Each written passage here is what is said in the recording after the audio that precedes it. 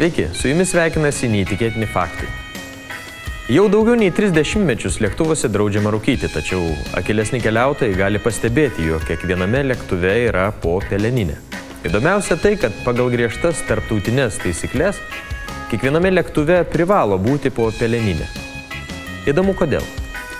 Oro linijos bijo, kad slapčia rūkydami rūkalį išmes nuorūką pavojingoje vietoje, dėl ko gali kilti gaisras. Dėl šios priežasties buvo nuspręsta, jog kiekvienas lėktuvas privalo turėti tualetę įrengtą peleninę, kur net ir slapčia dūmą užtraukę keleiviai galėtų saugiai atsikratyti nuorūką. JAV rūkymas lėktuvuose vietinių skrydžių metu buvo uždraustas 1988 metais. O iki 20 amžiaus pabaigos šiuo pavyzdžiu pasiekė visos pasaulio oro linijos. Šis draudimas yra itin griežtas.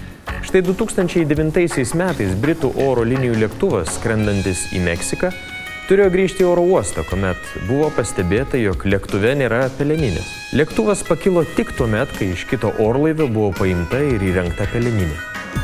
Nors peleninės taisyklė atrodo absurdiška, tačiau jie atsirado po tragiško įvykio. 1973 metais, skrendant iš Rio de Janeiro į Paryžių, lėktuvas buvo priverstas nusileisti, nes lėktuvo kabinoje kilo gaisras. Paaiškėjo, jog ugnis įsiplėskė tualeto šiukšlių dėžėje, kur buvo įmesta neužgesinta cigaretė. Netrukus dūmuose skendėjo ne tik keleivių salonas, bet ir pilotų kabina. Leisdamasis avariniu būdu lėktuvas buvo stipriai apgadintas. Tačiau dauguma keleivių žuvo uždusę dūmuose, dar prieš lėktuvui nusileidžiant. Per šią nelaimę žuvo 123 žmonės, išgyveno vos 11.